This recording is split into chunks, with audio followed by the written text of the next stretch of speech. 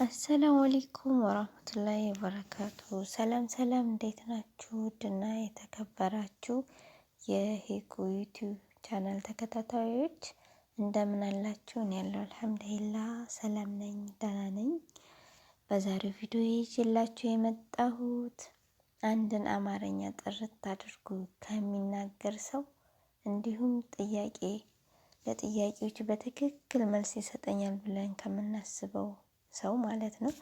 አንድ ሰው በቃ በደንብ አብራርቶ ይሄንን ጥያቄ ይመልስልኛል ብለን በጣም ምሁር ነው፣ እንዲሁም አማርኛም በፈለገ መልኩ ሊናገር ይችላል ብለን ከምንጠይቀው በላይ ከዛ የበለጠ በሚገርም አገላለጽ ከምክንያቱ እስከ ውጤት እንዲሁም ከመጀመሪያ እስከ መጨረሻ ጥራት ባለው አገላለጽ ከፈለግን በጽሁፍ ከፈለግን ደግሞ በፎቶ ለጠየቅነው መልስ በፍጥነት የምናገኝበት አፕ ነው። ስለሱ ነው የምናወራው። አፑ ጄመና ይባላል። ይህን አፕ ኤአይ ነው። ኤአይ ማለት አርቲፊሻል ኢንተለጀንስ ነው።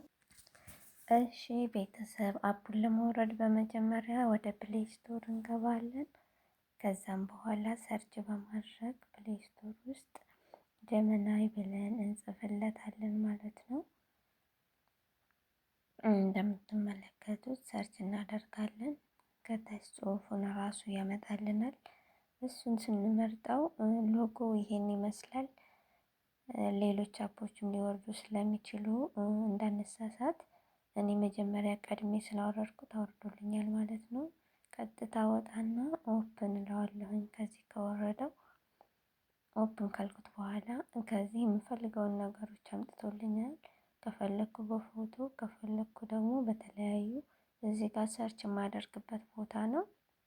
ጥያቄ የምጠይቅበት እና እዚህ ክሬት ኢሜጅ ናኖ ባናና ይባላል። ራይት ኤኒቲንግ ቢልድ አን አይዲያ እያለ ዘርዝሮልናል ማለት ነው።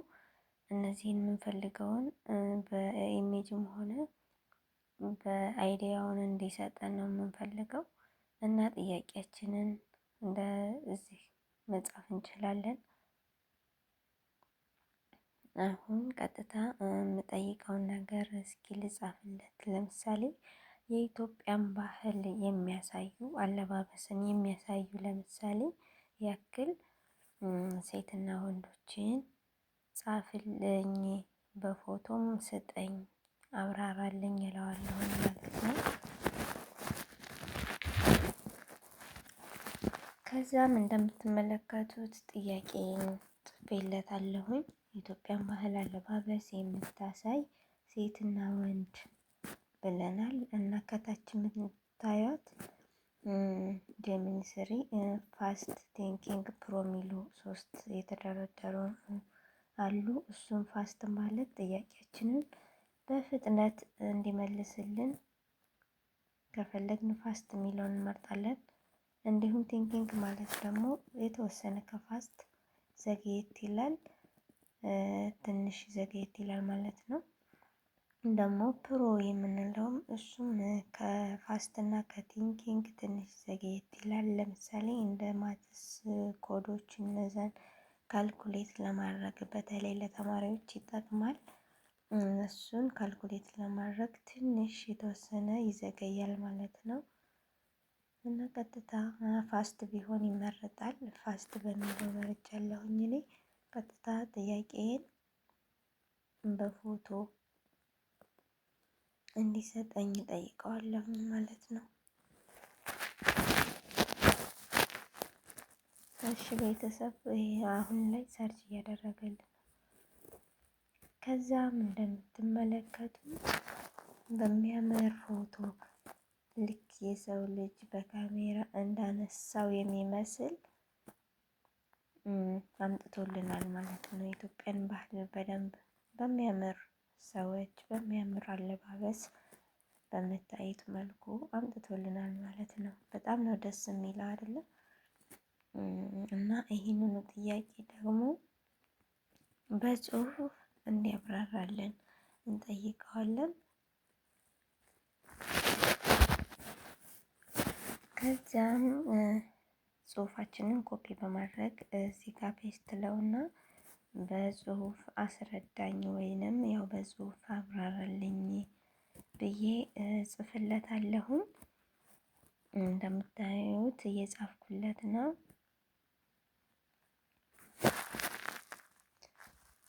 ከዛም ከጻፍኩለት በኋላ ቀጥታ ወደ ጥያቄው አሁንም ፋስት የሚለውን ነው መምረጥ ያለብን። ከዛም በዚህ መልኩ በጣም በተብራራ ግልጽ በሆነ አማርኛ ይጽፍልናል ማለት ነው። እንደምትመለከቱት አለባበሳቸውን ከሴቶች ከዛም ከወንዶች የለበሱትን ልብሶች ያብራራልናል። እንዲሁም አሁን ለምሳሌ የሴቶች ባህላዊ ልብስ በዋናነት ቀሚስ፣ ነጠላን ከለበሰችው ሴት አንፃር ነው የሚያብራራልን ማለት ነው። ያው የተለያዩ ባህሎችን ቢኖሩ እዚህ ጋር አሁን የጠየኩትን አንድ ምሳሌ ነው የሰጠኝ።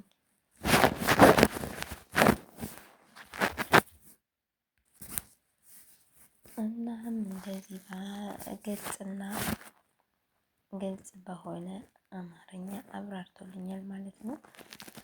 በነገራችን ላይ ቤተሰቦች አማርኛ ብቻ አይደለም የምንጠይቀው ማለት ሌላ ቋንቋ ሆኖ ያንን ቋንቋ ደግሞ ወደ ምንፈልገው የምንረዳው አማርኛ ከሆነ ወደ እሱ እንዲያስተላልፍልን መጠየቅም እንችላለን ማለት ነው።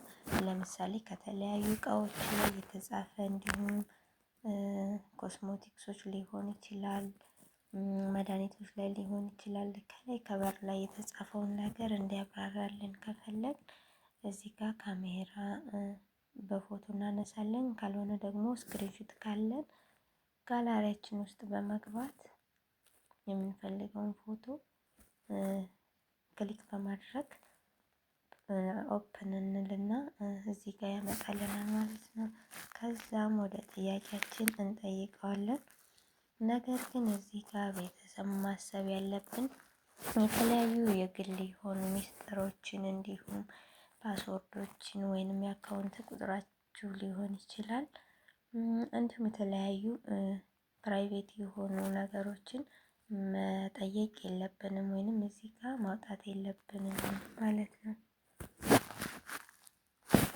የዛሬው ቪዲዮ ይሄን ይመስላል። ከተመቻችሁ ላይክ በማድረግ እንዲሁም አስተያየት ካላችሁ ኮሜንት ላይ በመጻፍ እንዲሁም ሰብስክራይብ በማድረግ እንድታበረታቱኝ እላችኋለሁ። ቀጣይ በሌላ ቪዲዮ እስከምንገናኝ ደህና ሁኑ።